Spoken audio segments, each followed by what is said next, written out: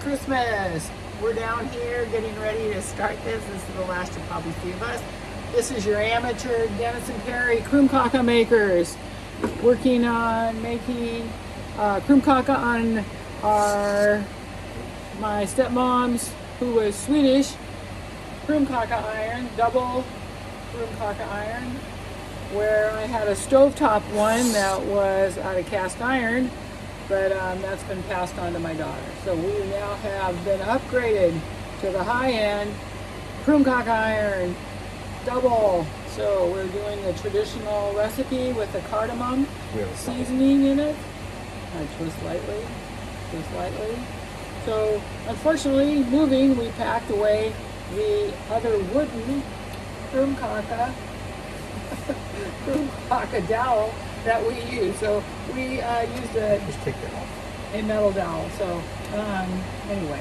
Take that off. It'll be Okay, we will take this off because it's kind of sticky. We're trying to improvise, finding something that was going to work to replace the dowel that we usually use, a wood dowel, on the Krumkaka to roll the tube shape. So we're actually rolling two shapes because we got two coming off at once. So we're doing one that's the cone shape. Dennis will pick up our cone. So it's a cone, wooden cone shape. And normally you have a wood dowel about this dimension, about an inch diameter. So we're using a piece of steel right now. So we're still cooking. It takes around about a minute to, and we can check on them, see how they're looking. Nope, not quite ready in there. Our Krumkaka batter was a little thick, so we thinned it with water. We added some more water into it. It is pretty stiff. It is basically 4 eggs, some flour, and a lot of butter. So we don't actually have to spray or grease the electric iron due to all of the amounts of grease or butter in it. So here we go. We think we're ready. Yep, we're ready. We're cheating because we are squishing our dough out. It's a little stiff. When we start, we kind of push on it and push down on the lid of the iron to get it started to squish out the dough. So it's a little stiff. I'll roll mine here on the top so you can see what's happening. I'm rolling on the cone really fast. It is warm, but I always tease that I have asbestos fingertips. So we'll get another one going in the little Krumkaka maker. Where did I put my, oh, there it is. So I have this nice little rubber scraper. Not necessary for doing this. You could always use your finger. But this little rubber scraper is just the bomb. Cute little thing. Christmas present a few years ago. Thank you, Janelle. Works terrific. That worked great. Oh, very good. So we get a thumbs up from Dennis on using the steel roller without the cellophane.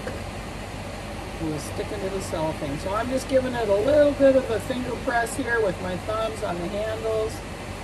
And I have got a little bit of dough, batter, coming out the ends here, so I can see that I've squished it down to make it fill the full size of the circle. So we're getting ready to do another one here. It's only got one temperature setting on the electric Krumkaka iron, so there's not a lot you can do.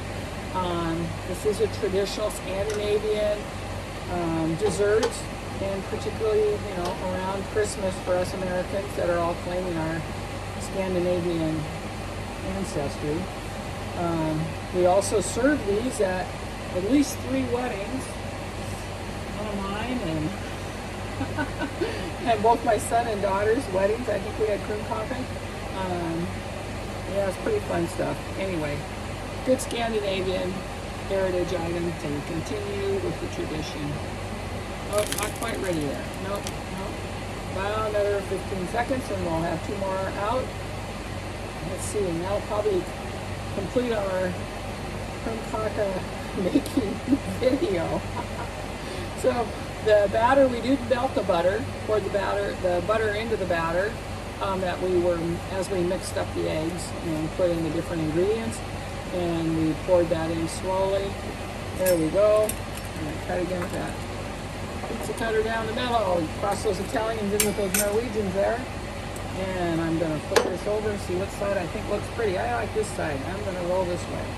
All right, roll it up nice and tight on the top of that little guy. And we lay him down. We're laying them down on top of just a metal tray that we have some paper towel on. Nothing, no set in stone making it perfect. But so that they cool. They need to cool before the next batch comes off the iron. And they cool really quickly, so you have to roll fast. Otherwise, the Krumkaka will actually kind of fracture and crack when you want it to sit there longer.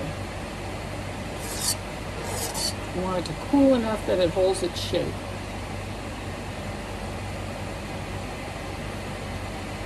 When you eat them, you can dip one end in chocolate if you wanted, if you wanted to get fancy, or you can, again, I'm going to push down with my thumbs here just a little bit on that handle, easing that batter out. We need another tray. Oh, wow, we filled up a little tray already very fast. It goes quick. We can double up. Oh yeah, we can double stack. So you want to store them in an airtight container. And I'm sure there's some great Krumkaka recipes available online. Here's our wonderful batch that we have done so far. And it looks like we'll probably make at least another 10 more or so before we're done with our single batch of traditional, serving enough. Of course, we did have to eat a couple, and we did have two that got too hot. So, this one a little too brown, as you can see. And this was a beginner that we didn't have the iron quite hot enough when we were testing it, but it still tastes great.